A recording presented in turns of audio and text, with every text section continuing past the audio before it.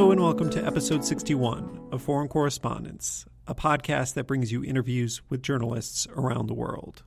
I'm Jake Spring, a foreign correspondent with 10 years' experience in Brazil and China. For this episode, I spoke to Evan Hill, a reporter on the visual investigations team at the New York Times. I met Evan back at Northwestern University when we both worked at the student newspaper.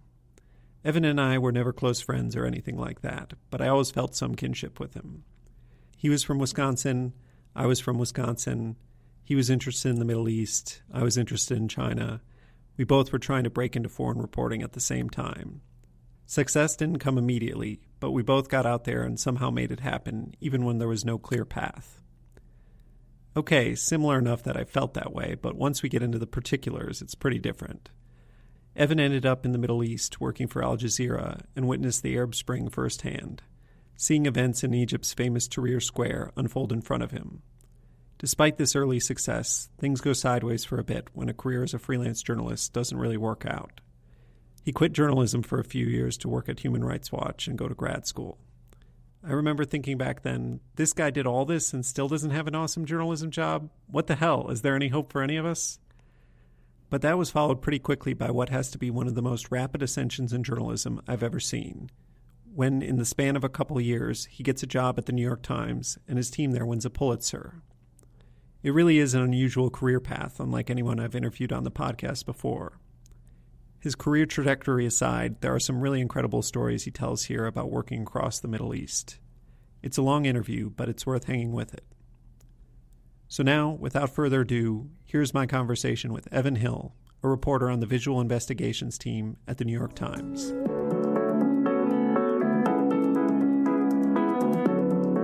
Thanks so much for coming on the podcast, Evan.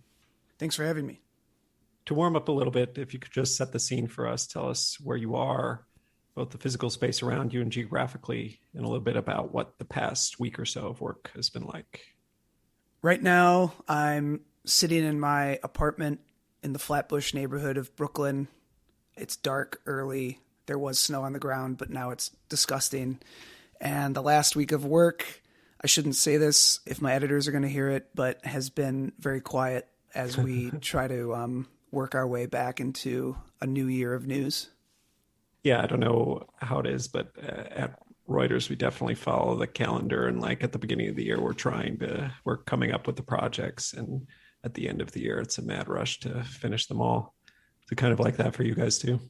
Yeah, there is always a rush to publish everything we've got by the end of the year. Also, I think that a lot of publications, they want to make sure that they get stuff out by the end of the year so that they can be entered into the awards. We rushed at the end of this year to make sure that we could put all of our airstrike and drone reporting out at the same time. So I know that there were members of our team who were rushing to put out the last piece of our civilian casualties investigation. Sure. And so that's done and you'll start on a new topic this next year. I mean, obviously you don't have to tell me what you're working on, but I'm just out of curiosity. Yeah, I wouldn't say we wrapped up, but we did a significant amount of civilian casualty reporting in late 2021. We're definitely still poking around for more stuff to do on that subject, but the main batch of that reporting came out in 2021, which was associated with Azmat Khan's civilian casualty files, which we could talk about. But definitely, I think there's still a ton of interest at the paper to keep investigating drone strikes and the U.S. air war. So that's not something that that we've taken our eyes off of for 2022. I know that I'm still looking at it. Cool. Okay. Well, yeah, we'll get more into that later on. But a big idea behind the podcast is to give people an idea how people find their ways into journalism, and particularly foreign reporting. It can be very opaque how people get into it, or at least it was when I was starting out. I feel like we kind of figured it out as I went along. And so if you could start way back at the beginning and tell us a little bit about where you were born, what growing up was like, and if anything made you interested in journalism early on. I was born in Evanston, Illinois in 1985, and my dad was a former music critic for the Chicago Reader and also a bit of a Middle Eastophile. He had been obsessed with Lawrence of Arabia as a kid. He had had a sense of adventure instilled in him as a child growing up in the Chicago suburbs, going to the cinema and seeing all the classic swords and sandals epics of the age. And I think that for me, I know that I definitely absorbed his fascination with the Middle East through Lawrence of Arabia when I was a kid, which might sound problematic these days. Lawrence of Arabia was a young white man's introduction to the Middle East, and obviously Lawrence has its issues. But I think the seed was planted from a very young age that there was something interesting about that region of the world. Obviously, it was more romantic than realistic at that age. And then in 2001, there was September 11th. I was in high school. I was 15 years old. I remember I was in art metal class, and we had NPR on every day. And we were hearing the sort of breathless reports from NPR of the towers falling, and had the same reaction as everybody else, thinking that it must be an accident, and then finding out that it wasn't. And I think that anyone who was alive for that can remember the absolute insanity of that moment, and the jingoism and the xenophobia, the Islamophobia, the racism, and the way that the media, much of the media, did an atrocious job of covering the region, Islam, Arabs, even terrorism, in trying to inform the American public what was going on, who these people were, what their grievances with the United States were, how important they were in their own societies. And even as a teenager, that was pretty easy to see. And then when I got to Northwestern for journalism school, I took a class with Professor Marta Dunsky called Reporting the Arab and Muslim World. And she had been a Chicago Tribune correspondent, I believe, in Jerusalem. And what she did was actually pretty simple, which was basically just a straight up critique every week of how the media covered the Arab and Muslim world in the Middle East. And I wouldn't say it was like, it wasn't an epiphany because we were all sort of steeped in that and we knew it was going on, but it was very useful to train my brain on that kind of analysis. And then I ended up studying abroad in Egypt. I ended up studying Arabic at Northwestern. And it was just this kind of snowball rolling downhill, accumulating influences that seems now, looking back on it, as sort of this inevitable trajectory toward me wanting to go report in the Middle East. So wait, you were born in Evanston? I always thought you were from Wisconsin. You are from Wisconsin in some way, shape, or form, aren't you?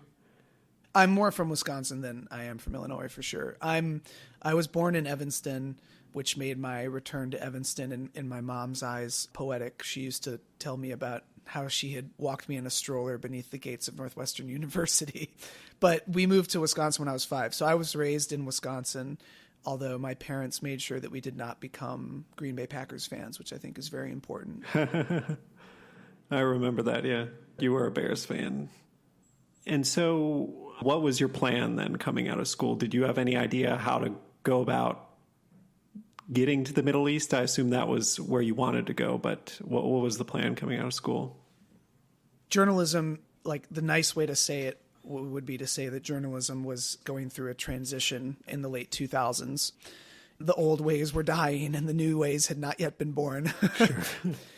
I don't even know if I would say it's better or worse now. It still seems like kind of a shit show. But then it was really a shit show.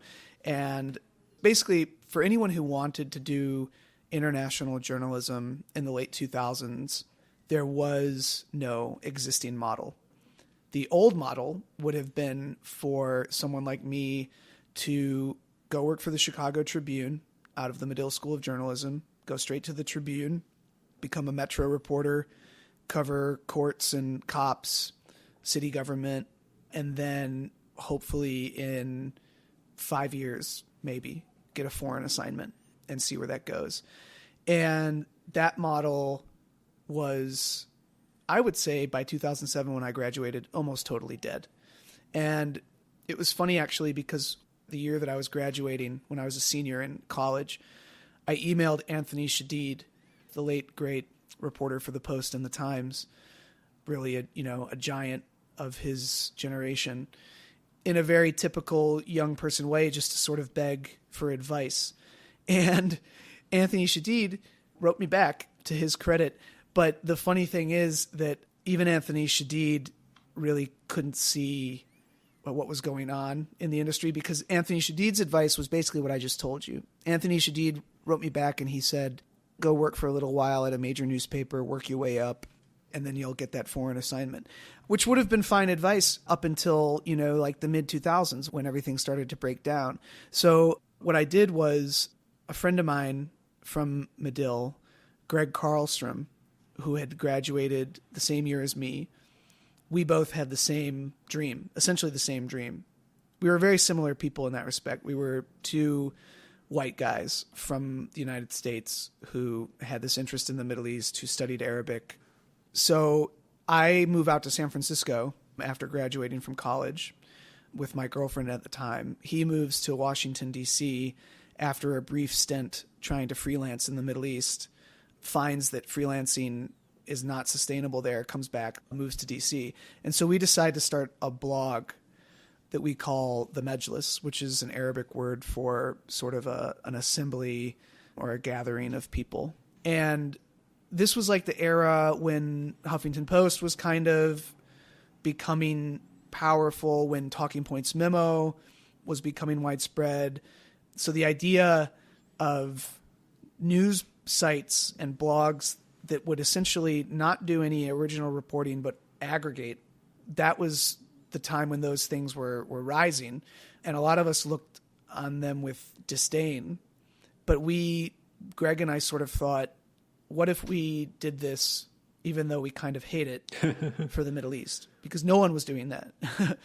No one was doing it. So we thought, what if we just create a site that aggregates Middle East news, offers some of our boneheaded commentary on it, and elevates what we think are good stories. And so basically from 2007 to 2009 or 10, I had a full-time job in San Francisco as a reporter at a very small newspaper. But what I was passionate about was this blog that Greg and I were working on. And it never became a smash success. We never tried to monetize it. We were barely on the cusp of thinking about maybe doing like Google advertising, but we had accumulated, I think, around 80 or 90,000 unique visitors a month. Oh, wow. Those people were in DC, and, we would get notes and attention from professors who we thought would never pay any attention to us. And it was simply, it was because no one else was doing it. So we were filling a void. And anyway, to make a long story short, that blog led to he and I catching the attention of the man who was running Al Jazeera English's website. And they reached out to us. Oh, wow. Just to back up for a second, I forgot, we glossed over that you and I know each other from the student newspaper at Northwestern. You were 2 years ahead of me. That's right. You must have been the assistant city editor or something at one point under Jordan Weissman. Was that how I knew you, or were you on the campus desk? I forget. Now you're going to trip me into making a factual mistake, which is a Medill F, because I can't. No, Jordan. Yeah, okay. I'm going to get it right. Jordan was the campus editor, and I was Jordan's deputy campus editor. Oh, and I was on the campus desk. I was only on the city desk later. That's right. That's right. So I was deputy campus editor. I never had that level of drive and aspiration in my college years to become the editor of something. I was pretty lazy. So I was the deputy campus editor, despite the fact that Jordan was a year younger than me. But he was a very capable editor, and I look back on my time at the Daily Northwestern really fondly, especially because Jordan and I sort of enterprised a little investigation into a really tragic, actually, murder that occurred right off campus of a woman. It was sort of a domestic situation. And that was, I think, both his and my first brush with like a serious story, not like student government story. And the fact that we could handle it and interview people and talk to the cops definitely gave me my sort of first little burst of confidence. Yeah, well, I mean, it was very formative for me too. I mean, there have been several things in my life that have pushed me in the right direction, but I mean, I probably wouldn't be a journalist if not for Jordan and the campus desk. Like, I had joined the Daily and kind of was on it for a semester, wasn't really inspired, didn't really know what I was doing. And then he came in, got me fired up about it, and suddenly I was doing, 2-3 stories a week and collecting a measly paycheck, but still one of the people who got paid a little bit. So, yeah, that kind of set me on my course. And I always thought you were only 1 year older than me, but I guess you're 2. I always assumed you were the same age as Jordan. But either way, I mean, we all kind of graduated into a very similar situation of just, no jobs, unclear what the path is. People in the industry don't even seem to really know what the path is anymore. Yep. And I remember you started that blog, and from there, I wasn't quite sure how you made the jump. So who was the editor at Al Jazeera English, and how did that all go down? His name is Mohammed Nanabai. I don't know how long he had been running the website before I joined, but I think it might have been a short time, maybe a year or so. Mohammed Nanabai was kind of a Web 2.0 believer. He was an innovator. I don't know if they brought him in to shake things up, but I think that he came in to shake things up. Al Jazeera English, it was not a moribund institution, but it was a classically television-oriented enterprise. And I think that that's probably what the people who, the Qataris who were ultimately in charge wanted it to be, was sort of a flagship television station being run out of Doha. But what Mohammed saw was the opportunity to make it a news website. The news website, prior to him taking over, was a true relic of the changing web in that day. Like, the 2000s, like, if you remember, was when graphic design finally started to matter for online, front pages. And then I can't remember when Snowfall came out and all of those sort of, adventures in design. I think that might have been like the early 2010s. We were right on the cusp of experimentation with how online news could be presented. And I think Mohammed had a view of that horizon. So anyway, he must have seen our blog, The Majlis, and reached out to Greg, basically asked Greg if he wanted to come to the Middle East and work for Al Jazeera English. And then I reached out to him and said, hey, actually, I'd love to come too. Please don't forget about me. And he said, yeah. And I think me and Greg's sort of starry-eyed vision was, hey, they want us to come over there and write this blog for them, and we'll have totally free reign. That's obviously not how it turned out. Sure. But that was, as you said, the path was so unclear because the traditional correspondent jobs were dead or dying. Freelance would not pay the bills. And the outlets that would come to replace some of these institutions, or at least replace the positions that had been lost, like even a BuzzFeed, were not going to be doing that for 6 years. Right. So Greg and I saw Al Jazeera English as this kind of lifeboat, this rare opportunity to get paid a really sizable salary, because this is a natural gas state that your income's not being taxed, all that. So get paid.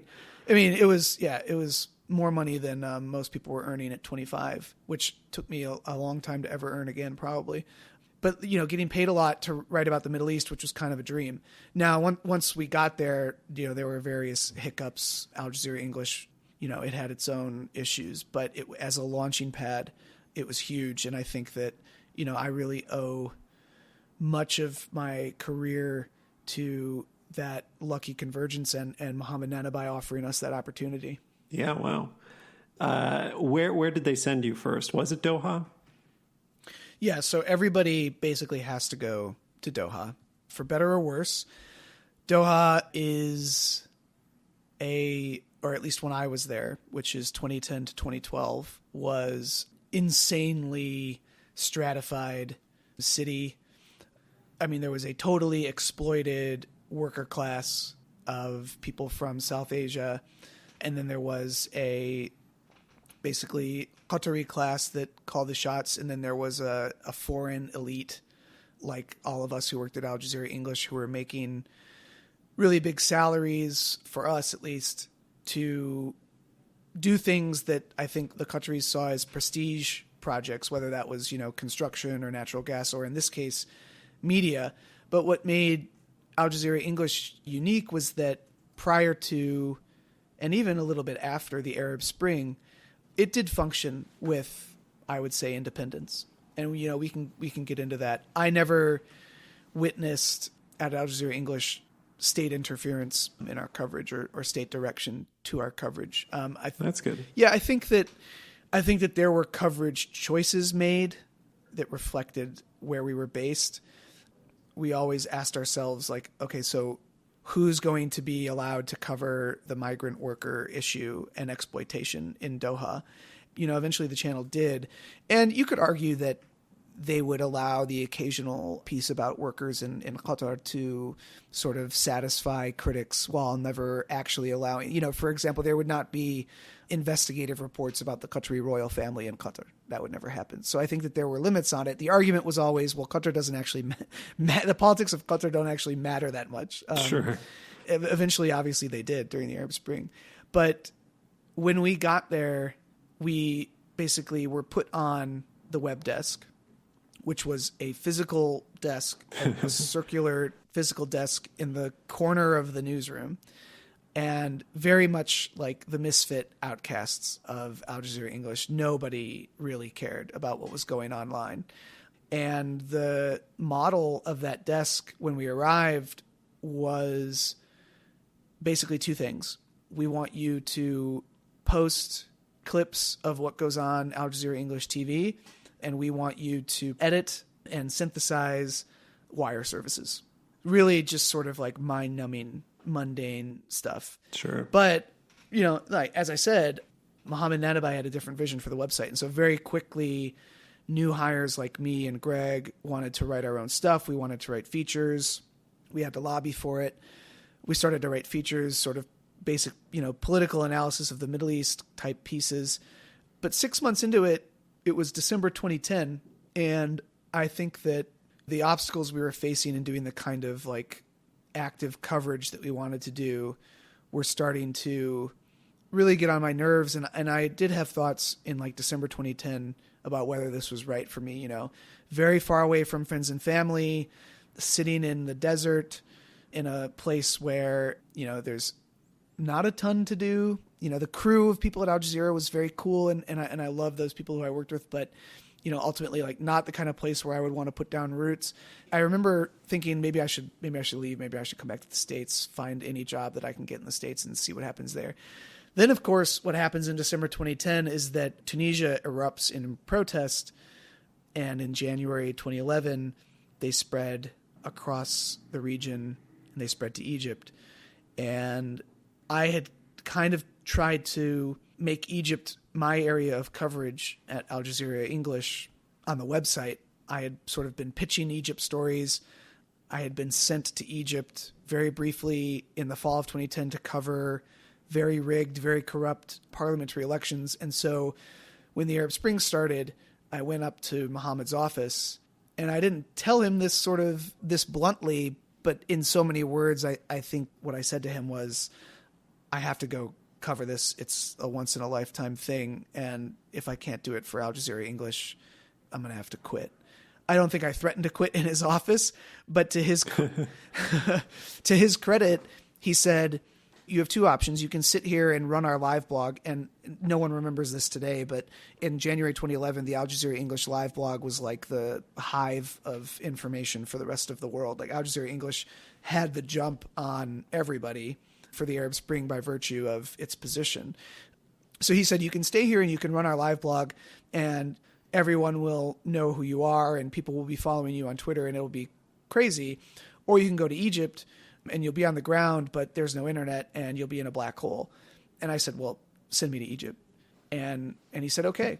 So 4 days after protests began in Egypt, I flew over there. Wow.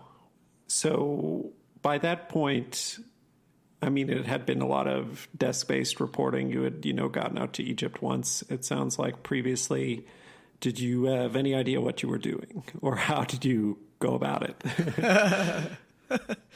I mean, on one hand, no, I had no clue what I was doing.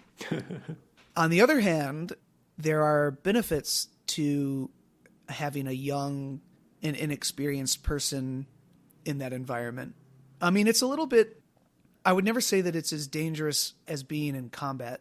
I would never say that. But in the same way that young people are less reluctant to go into battle or take less care about it, young people in journalism, young journalists, young freelancers will put themselves in greater danger and are more comfortable putting themselves at risk.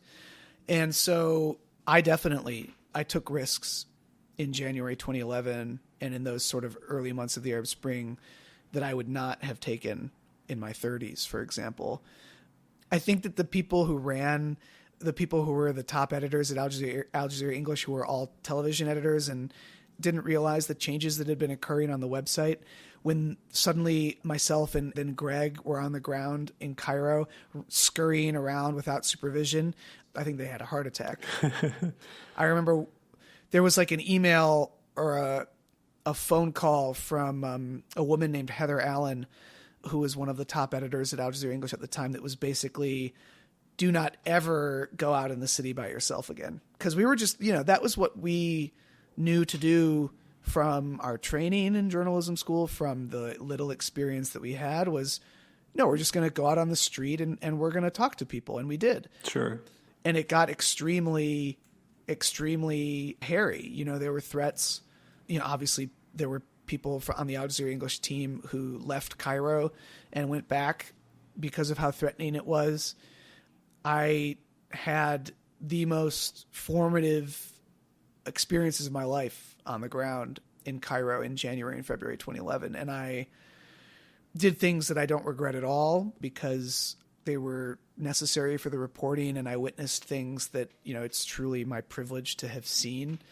At the same time, I think that being thrown into that environment as a young person, having never been in a violent protest before or even a large protest before, I mean, that'll blow your hair back. As a 25-year-old, you're not ready to confront those kinds of things. And I think that probably contributed to stress and anxiety later in my life, is that having to deal with these very scary street situations during the Arab Spring, obviously that's a stress that you carry with you for a long time. Not to say that what I had to experience was comparable to what Egyptians have had to experience and are still experiencing. People I've interviewed who've been in much worse situations, but for a young journalist, it was a highly stressful. Yeah, I can imagine. Were you going around a lot with the TV folks, or were you really just doing your own thing most of the time? Almost all the time we were doing our own thing. And I think that's what makes the reporting good. TV, the experience I had watching how the Al Jazeera English TV folks would work convinced me that I much preferred to do what you would call newspaper reporting, but, is now just digital reporting, just reporting on the street with a recorder or a pen and paper, because the necessity to be sort of unobtrusive and to keep a low profile was very high in Cairo in those days. And to be able to walk around with a pen and paper and talk to people quietly was so much more useful. I mean, TV crews were being attacked routinely, so I tried to keep my distance from them. And I mean, Al Jazeera has this huge operation, TV. They've got the people back in Doha running the live blog. How does it shake out? Like, what kind of information are you sending in? What sort of, just if you have any example or anything, just to give us a sense of the flavor of something you might have done at that time? They were trying a few different things. I mean, Mohammed Nenabai had interesting ideas for digital reporting, things that were, even a little bit ahead of their time. And just in terms of having one reporter out there who could be filing video, filing pictures, filing text, tweeting. I mean, Twitter in 2011, that was really, aside from, I think, for me, the protests in Iran in 2009, 2011 was when it exploded. And having your reporters on Twitter on the ground was a novelty. And so he supported all of these things. They also had some more harebrained ideas, like I believe it was floated at one time that they wanted us to print thousands of flyers that would have directions for how people could upload their videos to like an Al Jazeera platform and share their videos. So it was an idea that has since, I think, grown into a little bit more fruition, which is obviously sort of, citizen generated video and how to exploit that, which we can talk about. But the idea that you should have a 25-year-old white guy from America handing out flyers in Cairo to people, so that encouraging them to upload videos of the revolution was basically like a passport for imprisonment. So we very quickly dropped that idea. But, what I enjoyed kind of the most was tweeting, that instant transfer of information from the ground in Cairo to the rest of the world. And I think that, no one had seen a revolution that was the first revolution in the age of social media. And obviously people have written about this a million times, but for policymakers in Washington, D.C., for the curious back in Wisconsin to log on and see on someone's Twitter that Tahrir Square is being assaulted and minute by minute find out what's happening was sort of a ludicrously exciting moment just in terms of media. Sure, yeah. And I'll be honest, I didn't read a single Al Jazeera English article, but I did definitely follow your Twitter, and I remember reading it. And I remember reading this one specific time where you were like literally running and tweeting at the same time. It sounded like there was like lots of logistics descriptions, like this is happening over here, I'm running over here, blah, blah, blah. I feel like this might have been later on. I can't remember when it was, but that really made an impression on me. And I was like, wow, he's really, really in the thick of it. It's the type of situation every journalist, dreams about being in. I think, at least. Maybe not every journalist, but, it's such a huge story. That doesn't come along very often, and to be, right in the middle of it. So how long does that period last for? So from 2011 to 2012, I'm basically based out of Doha, but trying to get to Egypt as much as I can. I was also sent to Libya twice during their uprising, which was also, an exciting but frightening period. There were occasions there where I probably came closer to mortal harm than I ever have in my life. And definitely, I remember one time, for anyone who recalls the Libyan civil war at all, there was a period where all the journalists were based in the east in a city called Benghazi, and there was a rebel-held city in the west behind the front lines called Misrata, and it was under siege by Gaddafi's forces, and so that very quickly became the center of media attention, and journalists were sort of smuggling themselves in by boat, and I spent like a day working with a friend of mine who was also a fixer for us, trying to arrange a boat from Benghazi to Misrata. And I remember, I believe, a guy named Rob Hodges, who was a senior television producer and ultimately in control of the team in Benghazi, because television, it would always be a television person in charge of the team. He entertained the idea, to his credit. He didn't dismiss it out of hand, but at the end of the day, he said, no, I can't let you do that. That's just, we have no guarantees that this is safe or who this person is who's going to be driving the boat, et cetera, et cetera.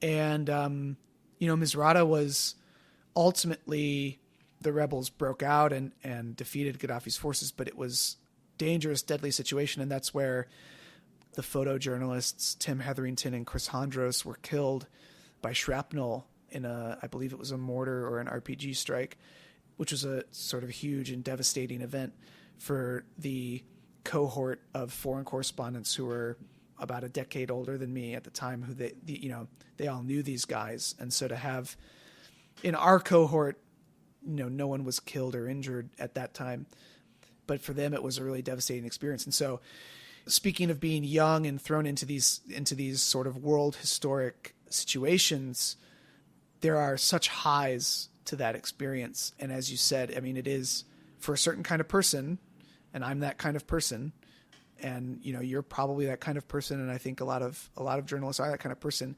It's exactly where you want to be, in the center of the action. But there are risks to that, and sometimes very high risks. And if you're young, there is a risk that you're going to put yourself in one of those positions. And so I feel kind of like blessed in two ways. One is that I was there at the right time to see this and experience this. But the other part of it is that I avoided, and people helped me avoid, some of the most terrible situations out there. That was 2011 for me. Absolutely the craziest year of my life. And then 2012, the Arab Spring starts to slow down, if you will, and progress starts to slow down. And the youth who Obama had famously said in his quote about Egypt, he said he wanted the Google guy to be president and the youth in Tahrir Square to win. And that didn't happen, right? So it slows down in 2012, which also means that our opportunities to go do the reporting we want to do slow down because there's less interest. And so by the end of 2012, I felt like I had reached the limits of my experience at Al Jazeera English.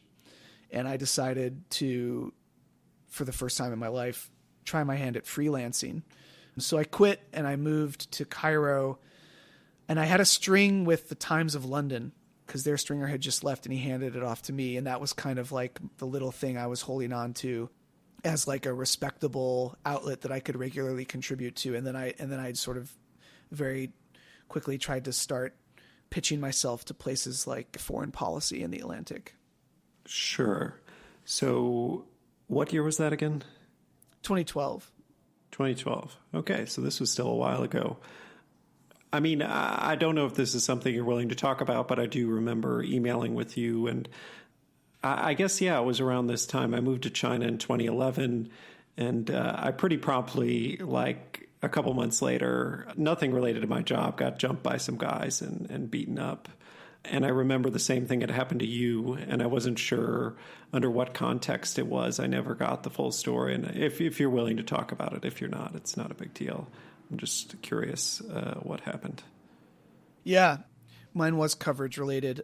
And actually, it's a great example of the kind of stupid shit that you can end up in when you're a young reporter without anyone kind of helping you along. So what happened there was, I believe this was November or December 2011. I mean, I was absolutely a pain in the ass to my editors at Al Jazeera English because I wanted to be on the ground all the time. They couldn't and wouldn't allow me to be on the ground all the time.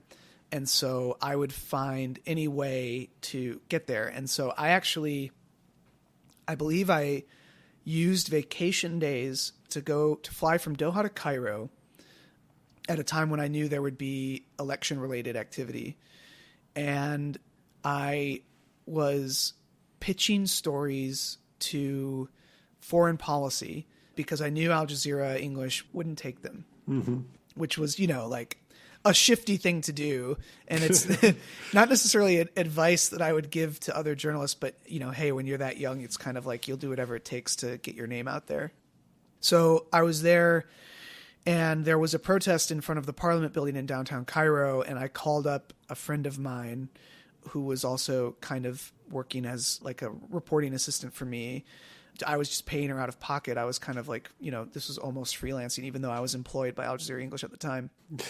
And I said, hey, do you want to meet me downtown? Let's go to this protest. And she said, yeah. And we ended up there, and I had my little like Nikon camera with me. I was sort of an aspiring amateur photographer, which ended very quickly that day, my amateur photography, because I immediately went to the front line of the protest because it's so rare to have unfettered access to the front. And the front is this kind of like mythical, every journalist, every photographer wants to know what it's like at the front of these things because you're so often in the back. And I suddenly was at the front. What you find out in protests is that actually you don't want to be at the front. Yeah. So I was taking pictures of protesters throwing rocks at police who were guarding Parliament. And on top of Parliament and a neighboring building that was like 10 stories tall, there were soldiers that were throwing debris down on the crowd below, gesticulating at them. I think they were even urinating on them, really trying to provoke them. And the crowd was throwing stuff back. So I was at the front of this taking pictures, and then all of a sudden the cops and the military police basically do a pincer movement, and they come out of either end of the street that we're on, and there's no exit, and they wrap us up basically immediately. There's nowhere to go. I start running away. And I remember very distinctly, because it's not the kind of thing you forget, Egyptian military police officer leveling an AK at me and screaming, and me screaming, "I'm a journalist," in Arabic. And I still, even in that moment, I was like, there's no way this guy's going to shoot me. Like, he's not going to shoot a white foreigner, because that is the protection that you have as a white person in Egypt. There's always this idea that I'm a white American, and at the very end of the day, worst comes to worst, that's like my get out of jail free ticket. And so I can do certain things that other people can't do because I have this like halo, you know? Right. He didn't shoot, but what happened was that the other military police and the plainclothes cops or guards of Parliament, whoever they were, you know, started to beat the crap out of me. They landed a few solid punches. I remember seeing a guy who had a crowbar, and I still don't know if he hit me in the head or on the hand, but basically I was manhandled into Parliament. Obviously my adrenaline was pumping at a high degree, and I didn't really take stock of my own injuries, but was kind of looking around. They took my passport. They ripped my camera out of my hands. They took my phone out of my pocket. They took my wallet out of my pocket. I had lost everything. They kept me inside Parliament with a bunch of Egyptian protesters, and I realized I was bleeding from the back of my head, and it was dripping down the collar of my shirt. There were a couple of people who were worse off than me, and the police were treating a few of them really poorly. There was an officer in the military police who went up to one of the female protesters who I think had argued about the detention, and he took the passports he was holding, the IDs he was holding, and slapped her in the face. Everyone was pretty freaked out, and then after maybe 2 hours of being held in the Parliament building, they decided, I think with some mediation from sort of elite protesters on the outside, they decided to release us. And I ended up having to get, not too many, I think like 5 stitches in the top of my head. I mean, that was very scary, and it was a classic example of the poor decisions you can make when you're a young person who doesn't have a lot of experience and who doesn't have anyone around telling them that you're making a bad choice right now. Yeah, that's crazy. That's crazy. So I imagine you didn't get anything out of that trip. And like, did your Al Jazeera editors ever find out about it, or you kept it to yourself? No, they found out immediately because people had seen me get arrested, and they started to tweet about it. And so they did not help me get out, because I don't think the information got to them fast enough, but they were extremely displeased. I didn't write anything for them or anyone else. I think they told me, you do not get to write about this because you were not there on assignment for us. I'm sure, if I had to guess, I would say behind the scenes, they were probably not pleased that there was the potential here for an actual incident that could affect their broader goals in Egypt, not to mention sort of government to government relations with Egypt should an employee of Al Jazeera English be imprisoned, which never happened, but they were very displeased. Yeah. Wow. And yeah, pretty traumatic experience. So I guess you had to jump back to when you were a freelancer. How long did you do that stringing out of Cairo for? How did that last for? That lasted for less than a year, because basically winter of 2012 in Cairo, like November, December 2012 in Cairo, is when things started to get pretty dark politically the Muslim Brotherhood government had basically failed to usher in a transition that involved a diverse array of Egyptian actors. And so the political process was falling apart, and the movement toward the coup d'etat began, and forces started to array against them with the support of the state and the military, which obviously then culminates in the July 2013 coup. But what happened is that prior to the coup, I had spent 7 months or so freelancing in Egypt, and I took stock of my bank account and my goals for my career, and I started to wonder if this was sustainable, and I started to realize why freelancing was such a challenge. I think that there are people who have the skills and the patience and the drive to make careers out of freelancing, and I know people who were longtime freelancers who then, have gotten jobs with magazines or other outlets. I personally am just not built that way.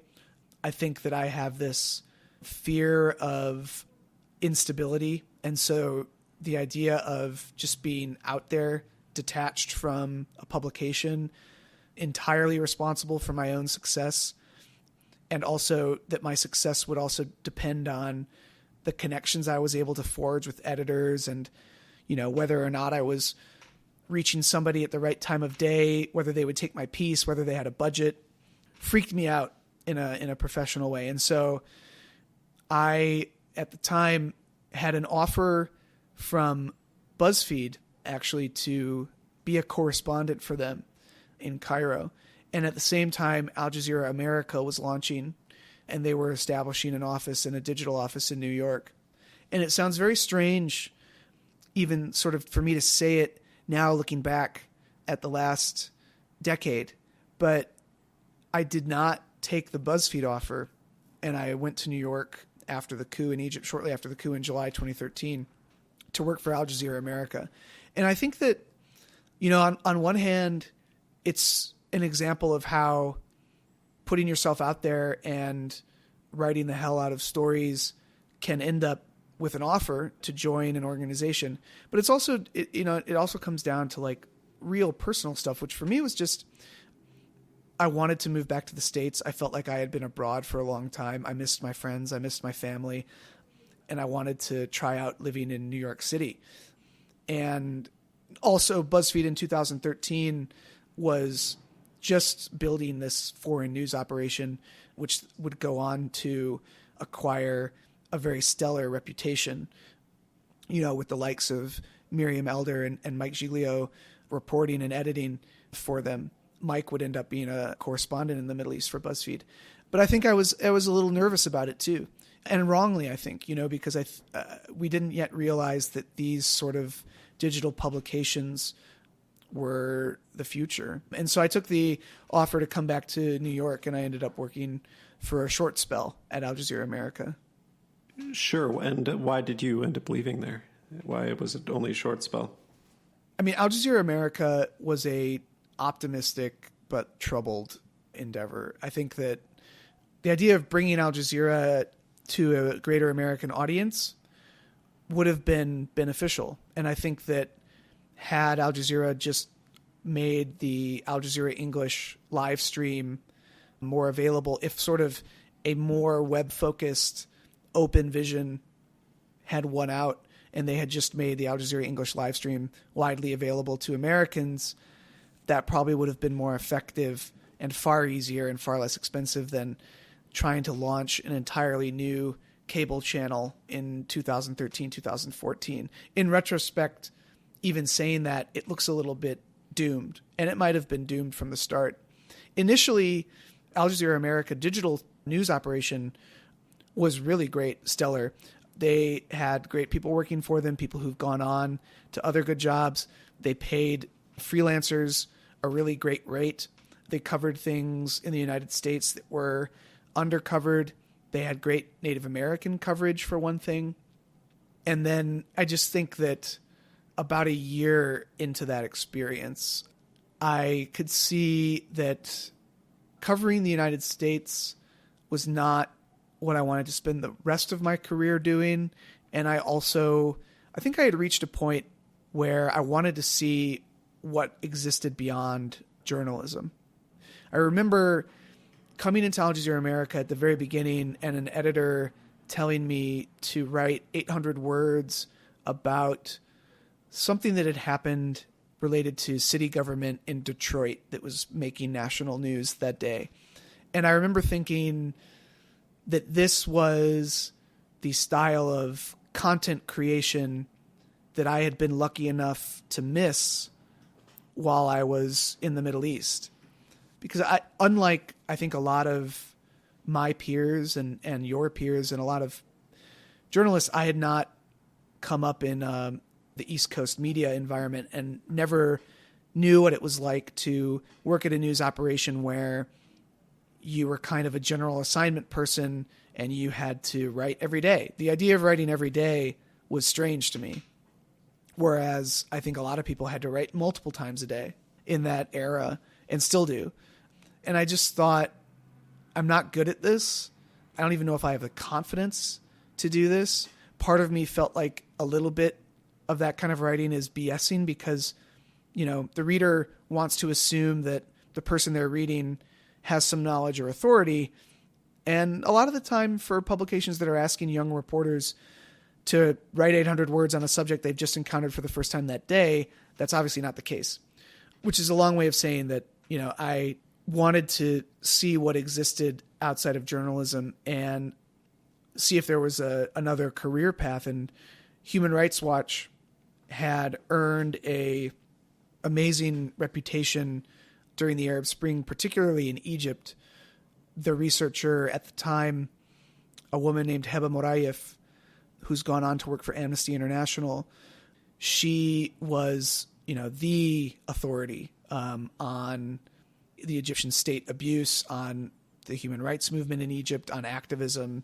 I looked to her as one of the voices of God. And so she left that position and it opened up.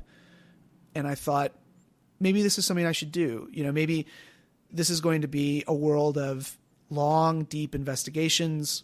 It will not be a world subject to the pressure of news. It will be a world specifically aimed at affecting change, which I thought maybe that's something I'm interested in. And it returns me to the Middle East, which is, I think, where my interests lie. And so I ended up, after a year, I took a job as the Egypt researcher for Human Rights Watch. But that was based in the U.S., right? Or was it back in the Middle East? Very briefly based in the U.S. from fall of 2014 to spring of 2015. And in the spring of 2015, I moved to Beirut. Okay. Wow. And yeah, this is your next phase. I remember the Evan almost quits journalism phase. I feel like, I talked to you at some point and, you really weren't sure if journalism was going to be for you anymore. And also I remember just asking you and you were like, well, if I wanted to stay in the Middle East, these would be my options, stringing's not for me, and there are relatively few correspondent jobs. And yeah, it made sense. But still, I thought it was a major bummer because I was like, oh, he's done all this shit and he still can't get a great, journalism job. I realized you wanted to look, outside too. But so you do Human Rights Watch and then you go to grad school, I remember, and then it was kind of anybody's guess what was going to happen. Anything you want to say about that period? I mean, what did you go to grad school for? Kind of catch us up to the New York Times, I guess. Yeah, I mean, I'm sure that there's a lot of journalists who have also had long, dark nights of the soul like I have. And I mean, part of it maybe is a lesson in sticking it out, which was always a problem for me, sticking it out. In some cases, it's probably a good idea not to stick it out and to move on to a new thing. But in some cases, maybe you should stick it out. Should I have stayed at Al Jazeera English longer? Should I have freelanced longer in Egypt? Would it have been a better idea to become a correspondent for BuzzFeed News in Cairo in 2013? Obviously, I've ended up in a really lucky place that I absolutely love. And I'm happy to, talk about that too.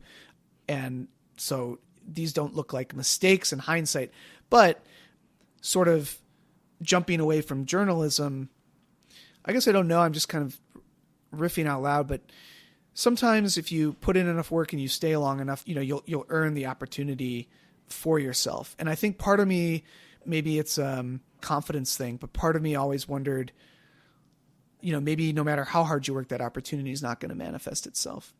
That was always the sort of weird philosophical problem that I would encounter thinking about journalism and talking about it with friends, late nights in Cairo is, does every deserving person get an opportunity?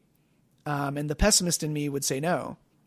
And then the optimist in me would look at all the people who did sacrifice in Cairo and did end up with good jobs. But I was always scared that no matter how hard I worked, the opportunity wouldn't manifest. But when I joined Human Rights Watch, I actually really loved it. In a way, it was a breath of fresh air because you're surrounded by people who are not doing this work for exposure. They're not doing it to be famous. They're not doing it to be on TV. They're doing it because they're true believers. And any large organization is going to have internal politics and people who desire to rise, and Human Rights Watch absolutely has that. In the Middle East division, I felt like I was given a lot of autonomy and that my sort of ability to work late nights and put in all of my effort into this job was rewarded, and people respected it. And so I liked that a lot, actually. The hard part was obviously not being able to write and not being able to even really tweet about the work I was doing. It had to be very quiet because I was going in and out of Egypt as a researcher without official approval, and we didn't want to draw attention to myself.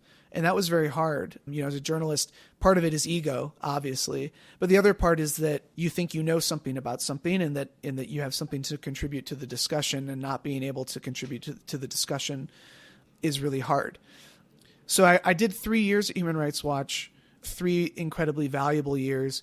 And then I actually thought that the next step for me would actually be to maybe work in foreign policy, whether that meant actually working for the government, the State Department, something like that, or just in the sort of universe of policy-making machines in Washington, D.C., think tanks and the like. And I thought, I was a journalist, I was on the ground, I had experience, I wrote about it, I went into human rights research and advocacy because I felt the need to do longer investigations and also to affect the policies that were touching the people who I was reporting on.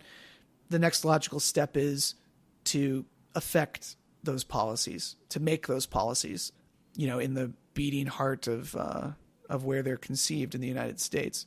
So I decided to go to grad school for foreign policy because what I understood was that you essentially, to break into this world, you need a minimum of a master's degree, if not a PhD or a JD. And I ended up going to the School of International and Public Affairs at Columbia, probably because some romantic part of me was pulling me towards New York again. But I also got decent financial aid from them, which made it possible. And I spent 2 years at the school. I love the people I met there.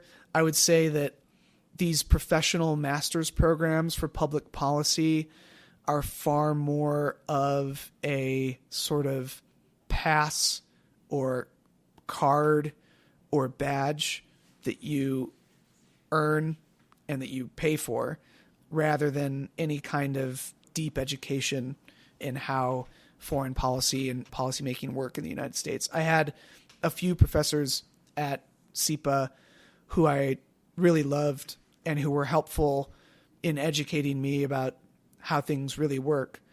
But overall, I think that these are places people go to sort of earn a piece of paper that then grants them access to this world in Washington, D.C. What I realized going through that experience and then trying to get a job in Washington, D.C. was that it's a very cloistered world.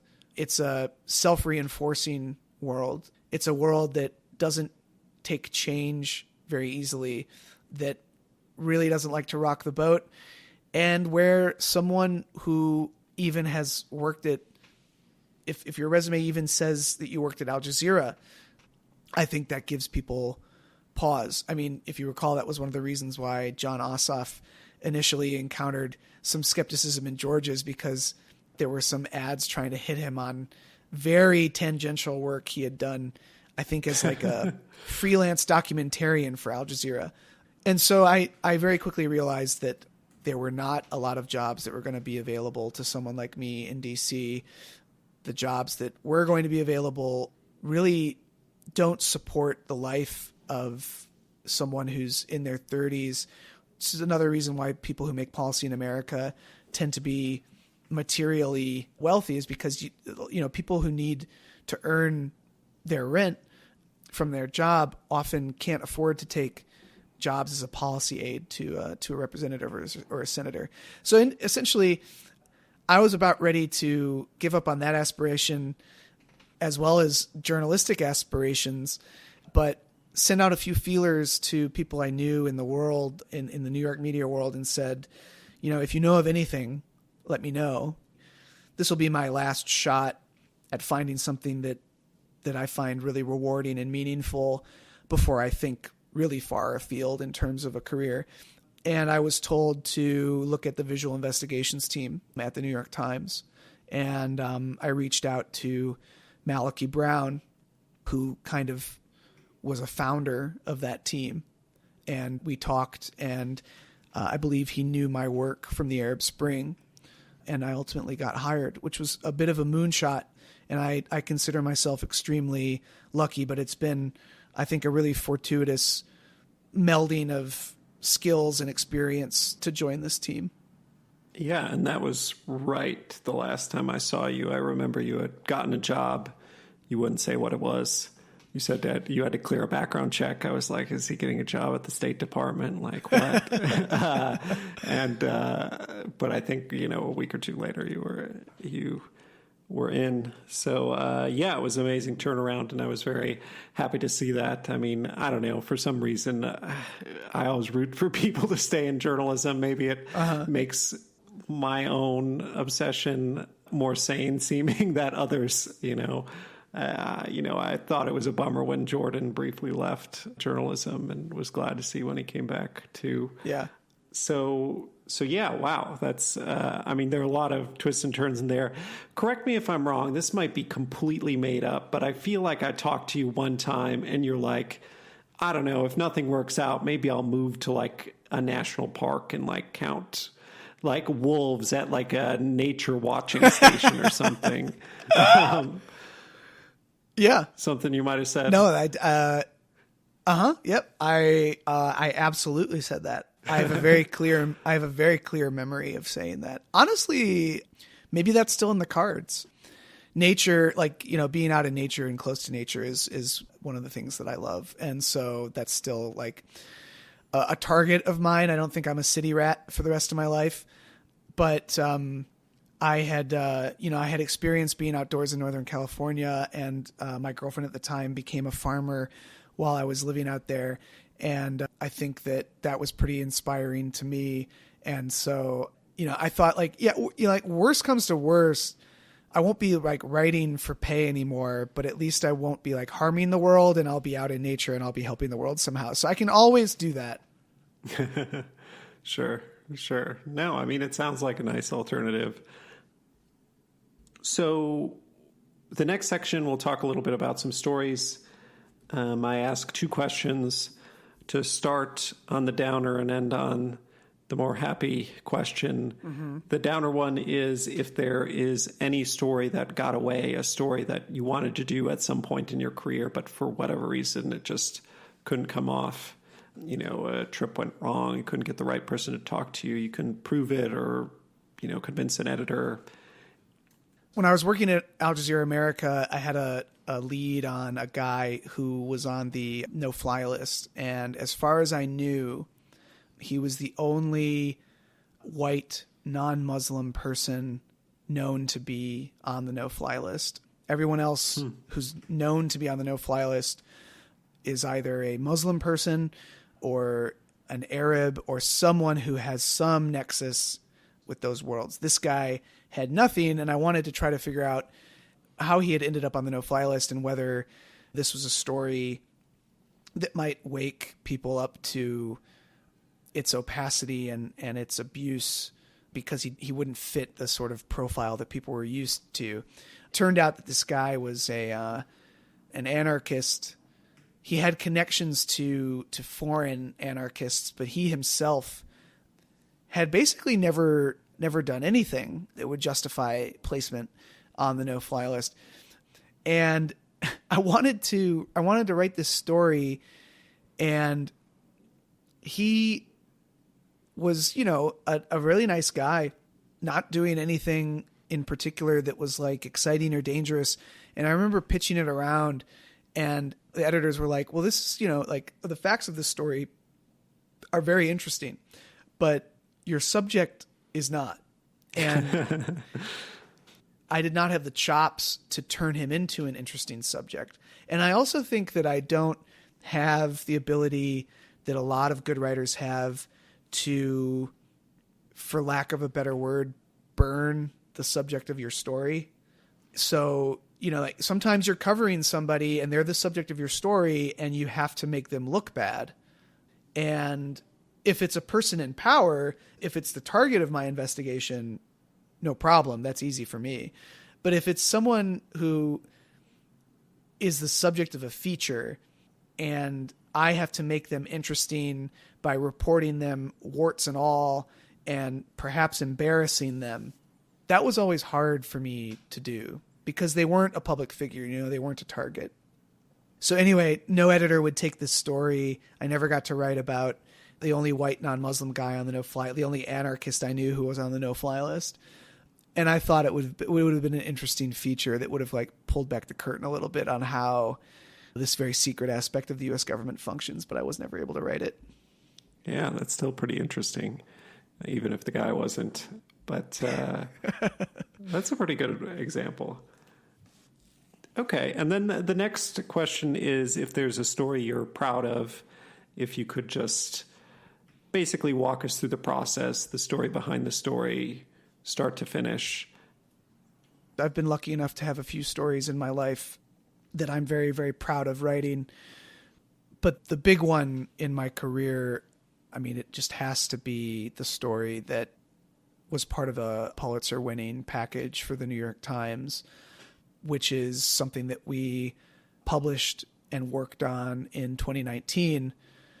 So right after I'm hired at the New York Times on the visual investigations team, I'm told by Malachi Brown, my boss at the time, that one of the things that we are working on is attacks on healthcare in rebel-held Syria.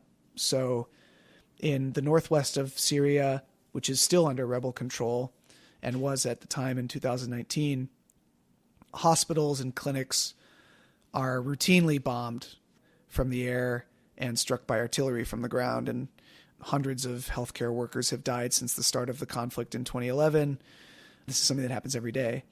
And this is obviously something that the forces of President Bashar al-Assad are committing, but it's something that we knew Russia was doing as well. And most observers of the Syrian conflict knew Russia was doing it. But the problem is there's just very few opportunities technologically and physically, because no foreign journalists or very few foreign journalists are ever on the ground in northwest Syria to prove that Russia is culpable.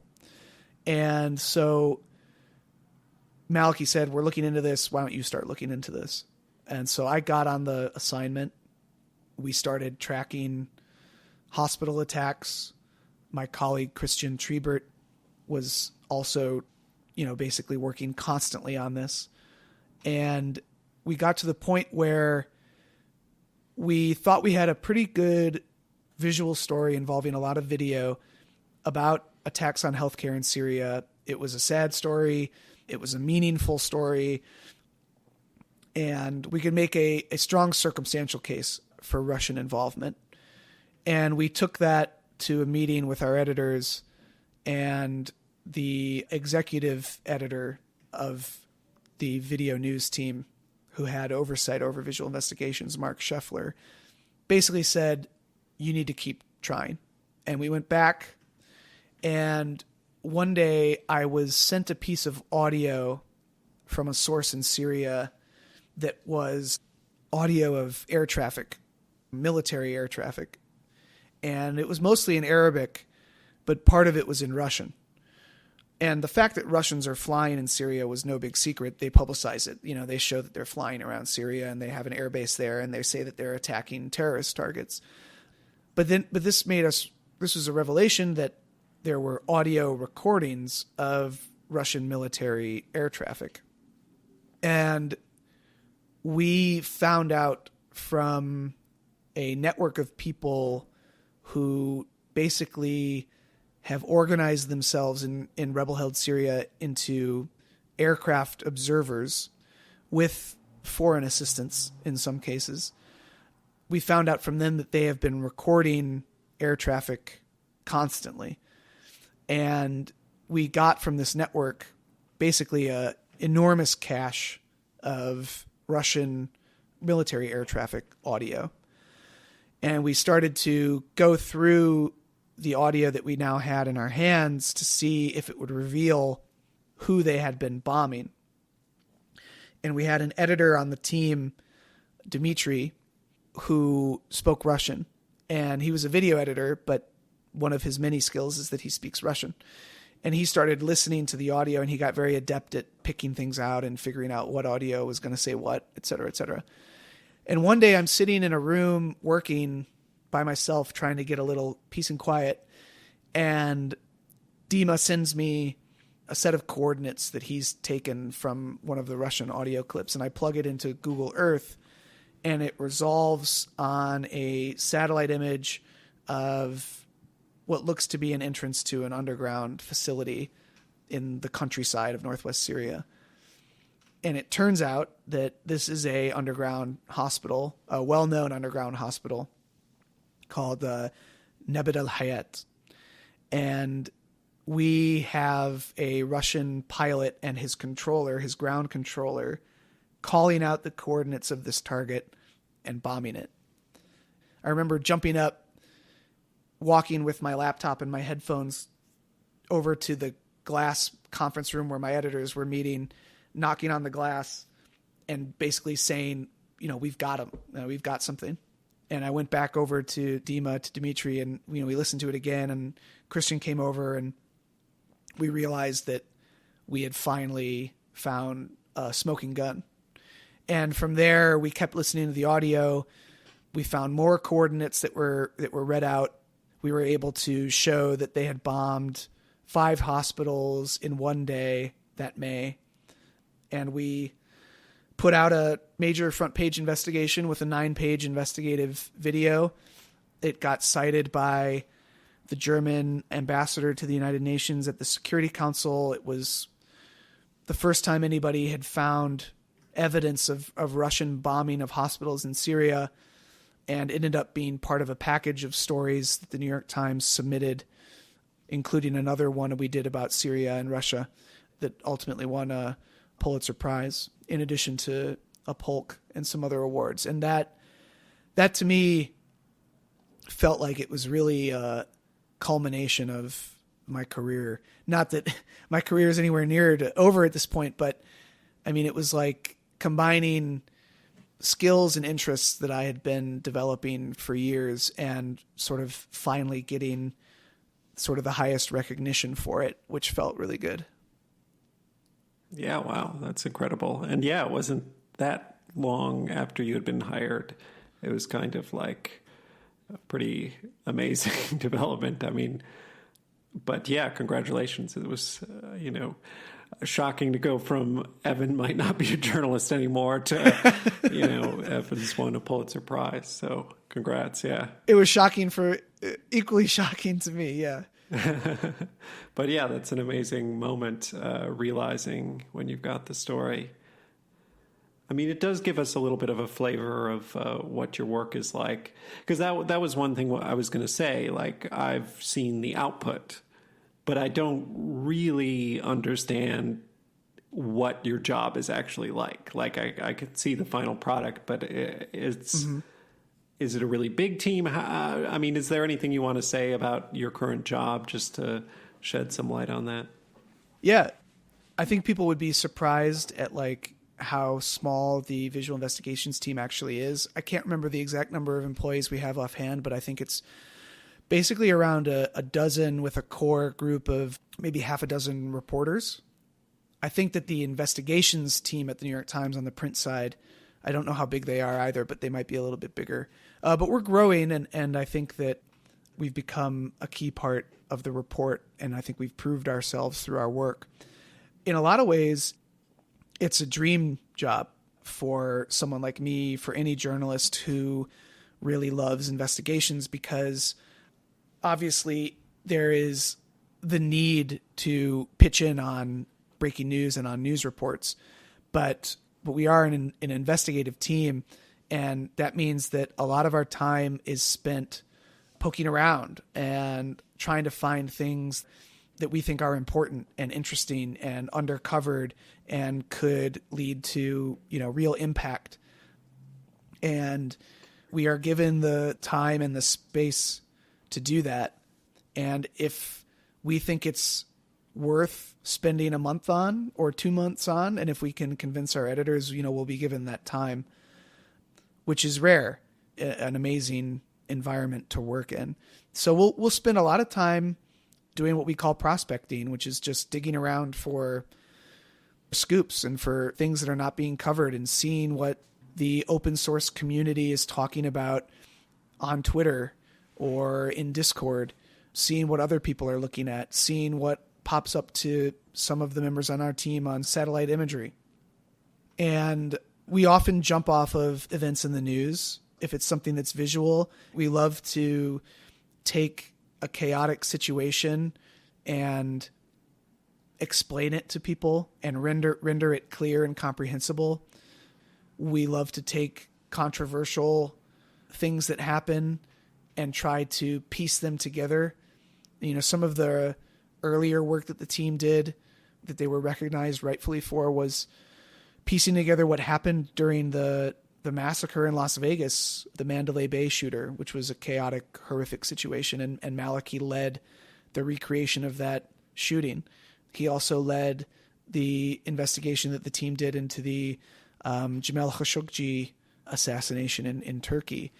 So a lot of what we do is to take chaotic or unclear, controversial situations and try to render them comprehensible. The other part of what we do is try to find things that have not been reported. In Afghanistan, with the drone strike in August of last year, which was, in my view, another real achievement of our team, we had an event that was obviously huge and in the news, and we wanted to hold the powerful to account and see if a terrible mistake had been made. And so that's a news event that we want to get to the bottom of, and I think we do that quite often as well. Yeah. I mean, it sounds like a great job. A lot of people's dream job, for sure. Well, one challenge for me was learning how to work with the visual, video medium. And most of the writing that we do when we write is scripts. And learning to be a script writer is a unique skill in journalism. And so our team does not write 2,000-word features, which is something that I enjoyed in my life and I still enjoy. But the trade-off is that you're writing a script for a video, but that video is going to have hopefully a huge impact because it's an investigation, because it's, it's coming out under the aegis of the New York Times. Yeah. And I mean, I'm friends with Jonah Kessel and did a podcast with him. And if anybody's interested in hearing more about that, they can go back and listen to the episode. But it was interesting to hear him talk about how few videographers the Times actually has related to video content they have, and how they're able to do so much with existing sources of video content, which I imagine is a lot of what your job is, finding that drone footage or that security cam footage or the critical image that, isn't shot by a video journalist. It's, sourced in some other way, which I imagine can be challenging sometimes. Yeah, I mean, very, very little of the video that we use in our investigations is filmed by us. For example, the 40-minute sort of documentary that our team put together on the January 6th riot at the Capitol, which is kind of shockingly shortlisted for an Oscar in the category of short documentaries. We'll see if we make it to the final list, but that's been extremely exciting for us, and we're glad that got recognition. But yeah, wow. We don't produce things of that length very often. 40 minutes is exceptional, but it was an exceptional event. But none of the, journalists should never say none, but I would venture to say that almost none of the video in that 40-minute documentary was shot by us. It's all taken from participants in the riot or freelance shooters who were on the scene. And that's typically what we'll do. Sometimes, in rare occasions, we sort of have collaborative investigations or stories involving videographers on the video team.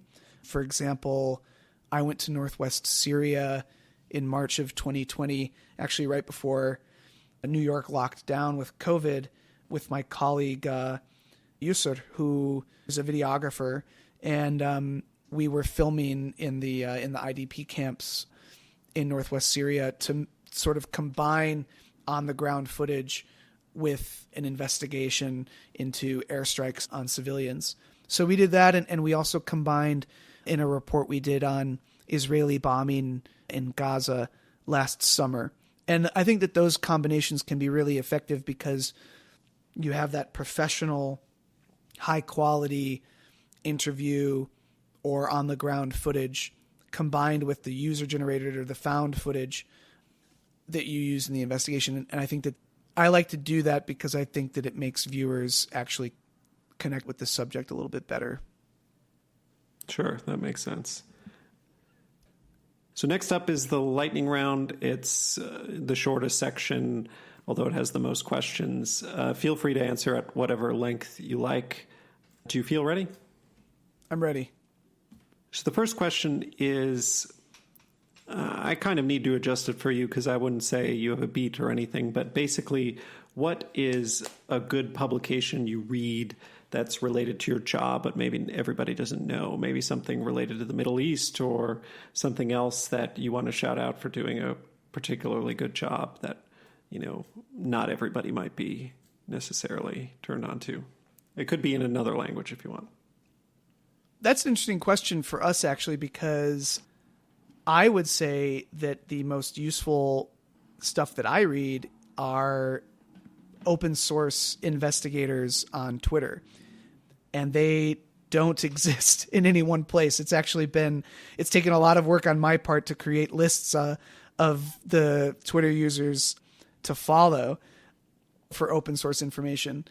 I mean, Bellingcat sort of blazed a trail for the way that open source is done online, and they're great for that.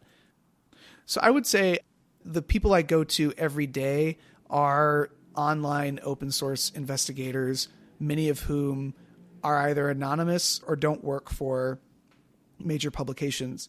And if any of your listeners are interested in finding out or following any of these people, I'm happy to recommend them on Twitter. The Washington Post has an amazing visual forensics team. They call theirs visual forensics. We call ours visual investigations. And they've done exceptional work, for example, on the condo collapse in Florida, on the Beirut port explosion on January 6th. So I would highly recommend them as well. Cool. Those are all good ones. And the next one is the flip side of that. What is a publication you read, listen to, or watch just for fun? So it can be any medium. Well, first of all, I'm a terrible podcast listener, but the 2 seasons so far of the Blowback podcast have been exceptional. First one is about the Iraq War. Second one is about U.S. relations with Cuba during the Cold War, culminating in the assassination of JFK. And both of those seasons I felt like were not only just sort of good on the level of basic recapitulation of historical events, but good at sort of historical revisionism in a way that's very necessary in the United States, particularly with regards to the second season about Cuba, which involved a lot of interviews with Cubans. A lot of Americans don't understand the actions the U.S. has taken towards Cuba over the last, let's say 50, well, actually more like 100 years. And I would highly recommend Blowback. Cool. Yeah, I haven't checked that out. I don't even know if I'd heard of it, but it seems pretty interesting. What is the best journalistic article piece, again, whatever medium you have consumed recently, and it can't be from your own publication? You know, I spend way too much damn time like working, and then when I'm not working, trying not to work. And I don't know if this is the same for other journalists. I read like an embarrassingly small amount of the like non-relevant reporting. Like if it's something related to stuff that I'm reporting on, I'll read it.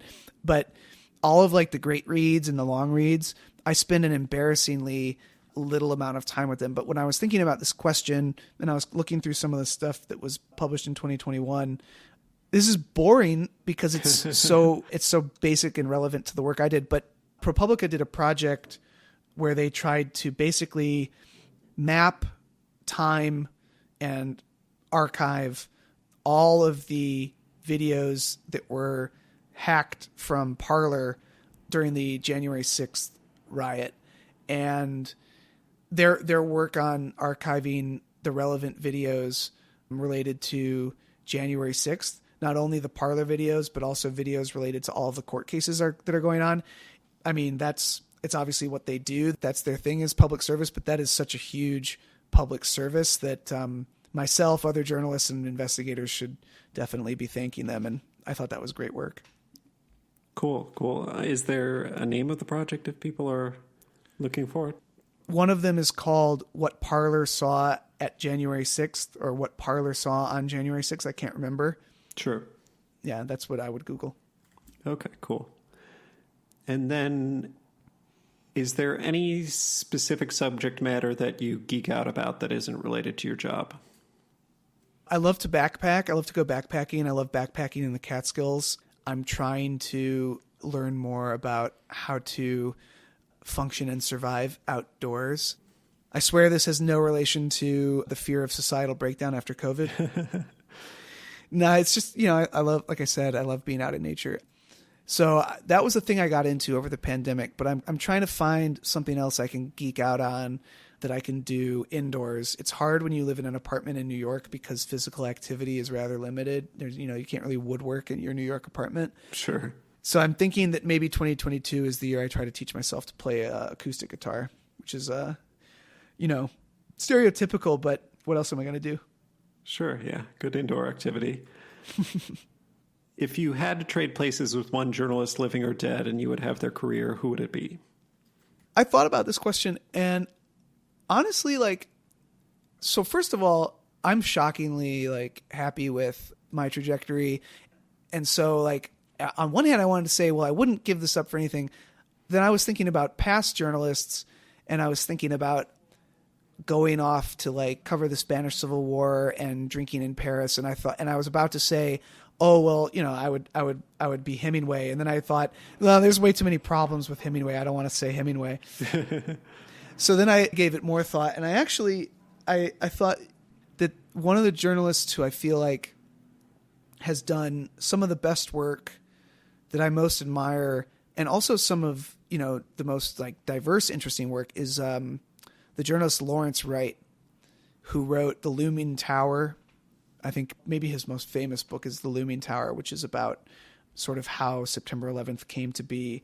I mean, so much of what became conventional knowledge about Al-Qaeda and the history of Osama bin Laden and the breakdown between the CIA and the FBI came out of The Looming Tower and his work. It's such a formative book.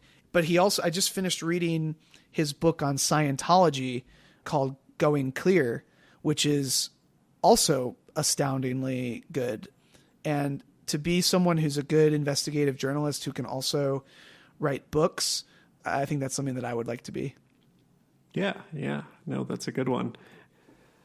What is one thing most people don't know about you? I'm trying to let more people know about it by being an obnoxious person on Twitter, but I really love psych rock, like garage rock, post-punk, punk, going to shows in New York. I made myself a promise during the COVID lockdown that as soon as live music started up again, I'd go to see as many as I possibly could. So I've been to some great shows recently. The OCs, Mets. I also saw Waxahachie. She was great. I'm going to see Godspeed You Black Emperor and another band that I love saying the name of, King Gizzard and the Lizard Wizard, this spring. So anyone who I would say any of my friends who know me, they know that I'm kind of obsessed with that genre of music. This one is hit or miss. You don't necessarily have to answer because sometimes it's just, brings out depressing stories rather than funny stories. But what is your most embarrassing journalism-related story? I mean, it's funny because my embarrassing moments are also the moments that get the shit beat out of me or something like that. Like embarrassing mistakes that are also physically harmful mistakes. Embarrassing. Well, I would say that one of the regular embarrassing things that would happen to me as a young journalist reporting on courts and judges and prosecutors in San Francisco is that I would regularly have to go interview judges for a profile session we would do, a profile section. And so I would have to go down to Santa Clara, California, or the South Bay and interview judges. I didn't have a car because I was young and poor. So I would bring my bike on the train and then bike to the courthouse, go to the judge's chambers. And I would quite often end up just sweating through my ill-fitting work suit or work button-up in front of judges and just being incredibly embarrassed. I also had another embarrassing experience that is actually, it's half embarrassing and half frightening, which is when I was in Egypt for Human Rights Watch. I traveled to a city outside of Cairo to do some interviewing, and I was going to meet somebody there. And I was texting this person in Arabic, which I have a decent command of, but not a fluent command of. And I thought that this person wrote back to me something about how they are coming for you. And I think that had been preceded by me asking her if it was still safe to meet or something like that. And I thought that they had written back to me, something like they are coming for you. And I thought that this person knew something that I didn't know. They had been arrested or something, and they were trying to tip me off. And so for the next 10 to 20 minutes, I was in a hotel room and I thought I was going to be arrested. And I was like, should I throw my phone in the toilet? Should I crush it? Should I hide? Should I call my bosses? And I was more or less paralyzed with fear, which was actually good because it meant I didn't do anything. I didn't flush my electronics. I didn't try to crush my electronics. I didn't hide in the closet. And I looked at the message a second time and also sent it to a Arabic speaking friend of mine. And I was like, does this say what I think it says? And they said, no, it's a way of saying, welcome, basically, you've arrived safely or something. I can't remember the exact words. It seems very stupid now that I would ever misinterpret it, but it basically, my lack of fluency in Arabic set me off on an enormous panic. Yeah. Wow. That is, yeah. Embarrassing, but scary. But scary. Yeah. Let's see, rounding it out, just a couple more questions.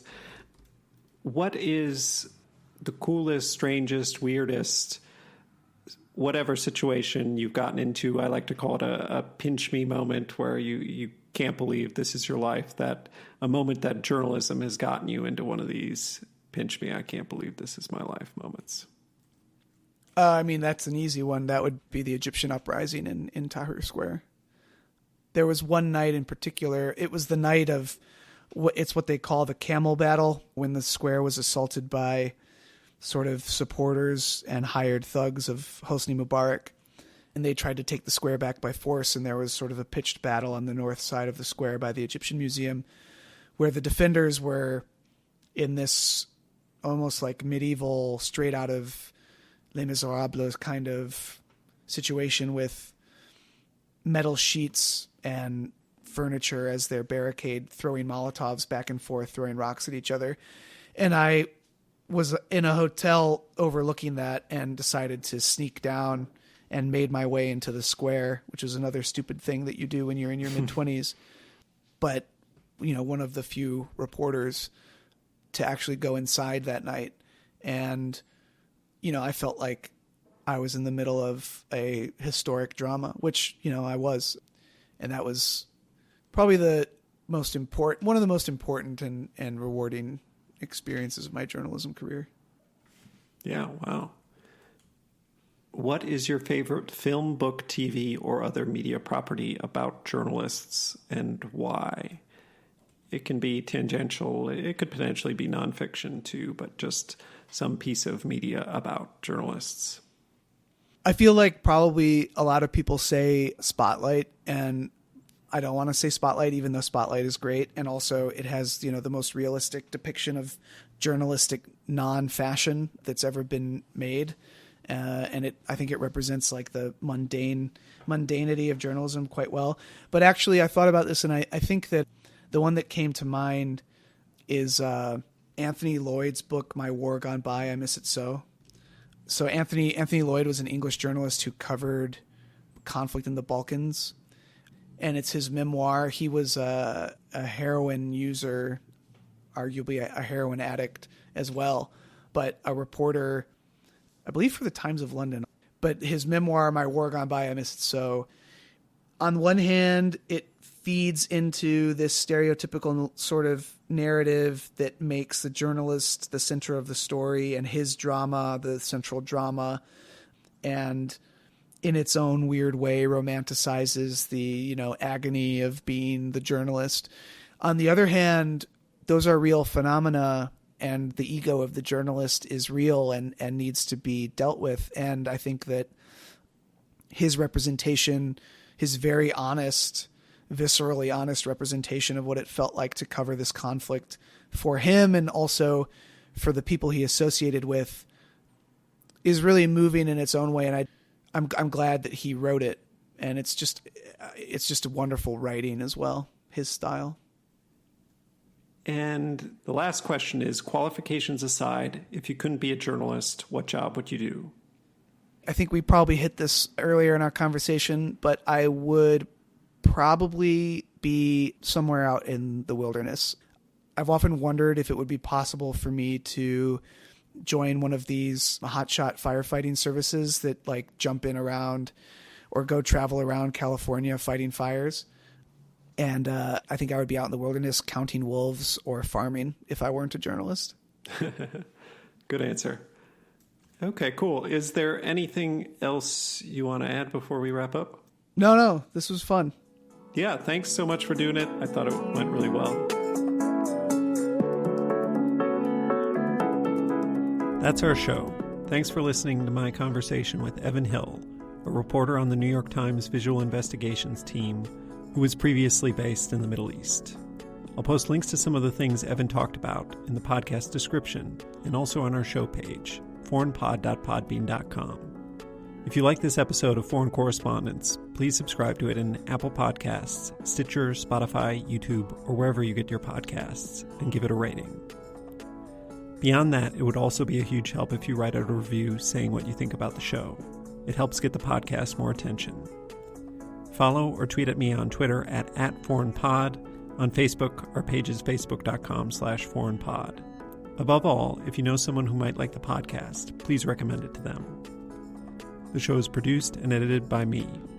Our music is a track called Love Chances by Mackay Beats. There's more information on that in the podcast description and on our show page. Please look for the next episode to be posted on Sunday, March 6th. Until then, I'm Jake Spring, and this is Foreign Correspondence.